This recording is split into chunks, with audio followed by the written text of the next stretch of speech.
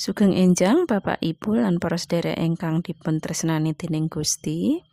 Sugeng pepanggihan malih kalian renungan padinan GKJ Purwantara Jumat Legi 9 Juni 2023. Kalian kula Ika Aprilianti saking Pepantan Bulukerto. Wawasan dinten menika kapetik saking wulang bebasan 2 ayat 1 dumugi 6. Kawaos wulang bebasan 2 ayat 6. Mekaten sabda pangandikanipun Gusti. Akeh wong kang ngarani awake dhewe becik, nanging wong kang setya iku sapa kang nemu? Rahayu kita ingkang mirengaken sabda pangandikanipun Gusti lan dipun estokaken wonten ing pagesangan kita. Haleluya. Amin. Jejer pangandikanipun Gusti dinten menika nyariosaken saenipun piyambak.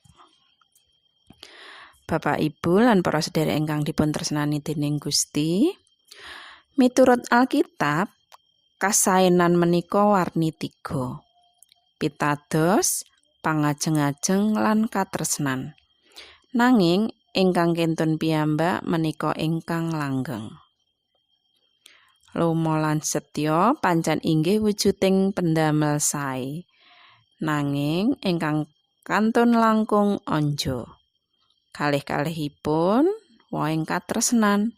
Nanging lomo saged tuwuh saknalika beda kalian setya punika awet. Lomo limrahipun saged katumbas sarana barang utawi arta. Wohipun saged awujud kahormatan.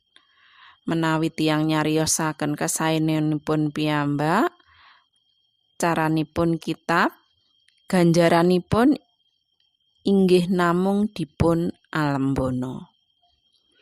Nanging pados tiyang suhu setya jujur temen niku angel. Sajak kanthi rekaos anggenipun pados lan boten angsal-angsal. Inggih wonten namung limrahipun tiyang menika ndelik. Tegesipun kasaenanipun boten dipun obralaken. Setya jujur punika inggih wohing katresnan.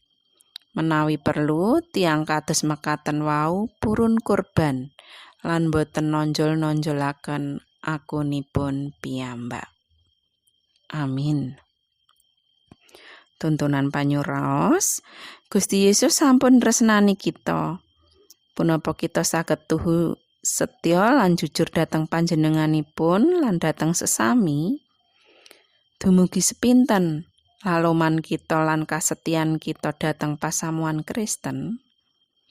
Sumangga kita nyatunggil wonten ing pandonga. Allah Rama kasuwargan anggen kawula ngabdekaken gesang kawula dhateng paduka sageta setya tindak temen lan jujur satemah asma paduka kaluhuraken.